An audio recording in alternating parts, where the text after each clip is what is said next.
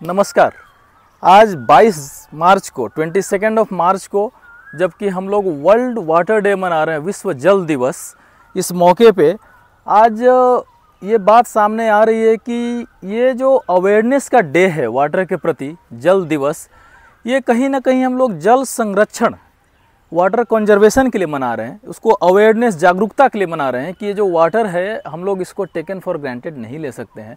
और आज अनफॉर्चुनेटली हमारे पास बेंगलोर का जो समस्या है वो सामने एक विभत्स रूप में हमारे सामने दिख रहा है। और तब जाकर लगता है कि ये जो समस्या कितना गंभीर हो सकता है जब आपका पानी पीने का समस्या हो जाए। और कभी कहा जाता था कि जल ही जीवन है, और कभी रहीम साहब भी बोले थे, रहीमन पानी राखिए बिन पानी सब सुन, पानी गए न उबरे मोती मानस चून। तो पानी का जो महत्व है शुरू से ही हम लोग देख रहे हैं, जल ही जीवन है। और ये जो बेंगलोर का समस्या है अकेले बेंगलोर का नहीं है, ये जो समस्या है ये सिर्फ एक अलार्म है, ये एक सामान्य जानकारी है कि आप किसी से भी पूछ लें जो अपने अपने घरों में बोरिंग कराते होंगे, आप पूछिए तो पिछले 10 सालों में करीब करीब 100 से 150 फीट जो है वाटर का लेवल नीचे चला जा रहा है। यानी कि ये समस्या गंभीर है और हर जगह ये दिखाई पड़ रहा है। इसमें बहुत ही जागरूकता की ज़रूरत है और एक्शन की ज़रूरत है। एक सवाल ये भी है कि हम लोग टेक्नोलॉजी रिच दुनिया में जी रहे हैं, हमारे पास सारा चीज़ है, हमारे पास घरों में हर के ऊपर एक वाटर टैंक है, आपके जो एक नल है उसको खोलते ही पानी आ जाता है, ऑलमोस्ट आपके मन मुताबिक आ जाता है। तो कभी कभी जो है आप इसको टेकन फॉर ग्रांटेड भी लेते हैं। लेकिन इतनी सारी टेक्नोलॉजी होने के बावजूद अगर जल की समस्या इतनी गंभीर हो जाए तो कहीं ना कहीं आप ये सोचने पे विवश हो जाते हैं कि आखिर पुराने जनरेशन के लोग एक ट्रेडिशनल मेथड से जो रहते थे और हज़ारों साल का हमारा ये भारत का जो एक संस्कार रहा है, एक जो प्रवृत्ति रही कि कैसे जल के साथ उन लोगों ने जिया, कि हज़ारों साल में भी जो जल का संकट नहीं आया वो हाल फिलहाल में दिखने लगा है। तो हम लोग मजबूर हो जाते हैं और हमको करना भी चाहिए कि हमको उनके मेथड्स देखने चाहिए कि कैसे गाँवों में लोग रहते थे, कैसे एक संतुलन था। और ये संतुलन जो है मैं ये कहना चाहूँगा कि हर इलाके के लिए अलग अलग है। ये आपके सोशियो कल्चरल बैकग्राउंड, आपके नीड्स पे भी डिपेंड करता है। तो आप एक सामान्य सा चीज़ देखेंगे कि सबसे पहले गाँवों में जो है हर तरफ तालाब दिखेगा। तालाब में जो है रेन वाटर हार्वेस्ट हो जाता था, आप वहाँ जमा कर लेते थे, आप उससे पशुपालन कर लेते थे, आप उससे सिंचाई कर लेते थे, और पीने के लिए जो है वाटर टेबल एक मेंटेन रखता था। और ये भी बात है कि कुआं भी आपके हर किसी के घर के सामने था, एक वहाँ से भी मेंटेन हो जाती थी। तो वो जो उनकी ट्रेडिशनल चीज़ें थी कहीं ना कहीं ऐसा लगता है कि शायद वही बेस्ट थी, क्योंकि वो उनका संतुलन था। अच्छा, जहाँ कहीं भी गाँव में तालाब है तो नेचुरली तालाब जो है मिट्टी ना काटे उसके लिए आप उसके इर्द गिर्द पेड़ लगाते थे।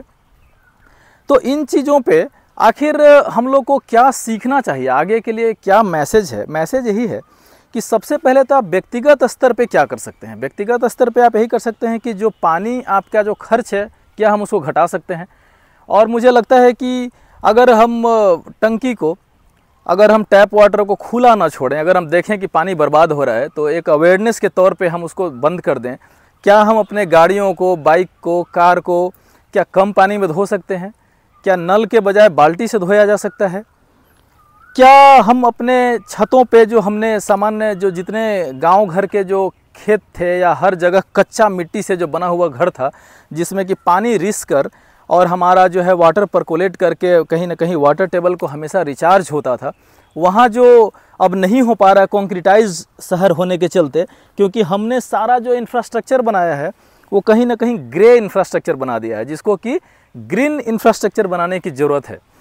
तो हम क्या व्यक्तिगत स्तर पे ये कर सकते हैं कि कम से कम घरों के ऊपर जो रेन वाटर जो आ रहा है उसको एक जगह कलेक्ट करके और फिर उसको घर के सामने या पीछे एक तालाब का निर्माण कराएं, छोटा सही, और उसमें मिट्टी का दीवार हो जिसमें कि परकोलेट करे पानी, और वहाँ का ही वाटर रिचार्ज हो। क्योंकि हो क्या रहा है कि हम सब उसको ड्रेन करके और कहीं ना कहीं दूर बहा देते हैं और हमारे घरों के नीचे का जो वाटर टेबल है खींचता चला जा रहा है। आज एक जो हम लोग महत्वपूर्ण काम कर सकते हैं उसमें सबसे बड़ा काम कर सकते हैं हम लोग प्लांटेशन ऑफ ट्रीज, वृक्षारोपण। और जहाँ तक प्लांटेशन ऑफ ट्रीज की बात है तो कहीं ना कहीं पेड़ तो बहुत लगते हैं, हर कोई अपने स्तर से जो भी एनवायरनमेंट का जो फ्रेंडली पर्सन है वो लगा ही रहा है, लेकिन हम लोग आज एक ऐसे जगह पे आए हैं, एक ऐसे पार्क में आए हैं कि जो पार्क अपने एक प्रमुख पेड़ की वजह से जाना जाता है। ये जो आम तौर पे आप देखे होंगे कि उस पार्क को ज़्यादा अहमियत दिया जाता है, ये एक ऐसा पार्क है जहाँ की उस पेड़ की ये महानता है या महत्ता है, उसका विस्तार जो है इतना ज़्यादा है, उसके परिवार इतने दूर में फैले हुए हैं कि उसकी वजह से इस पार्क को जाना जाता है। और वो जो पेड़ है, मैं जस्ट आपको गेस करने के लिए छोड़ता हूँ, वो हमारा देश का राष्ट्रीय वृक्ष भी है। हम लोग अगले वीडियो में उस पर कवर करेंगे उस पेड़ को। तो इसी के साथ जो है आपको मैं वाटर अवेयरनेस के लिए आपको भी बहुत अवेयर करने का रिक्वेस्ट करता हूँ कि आप भी अपने घरों पे, अपने आसपास के लोगों को जागरूक बनाएं। और बहुत धन्यवाद इस वीडियो को देखने के लिए। नमस्कार।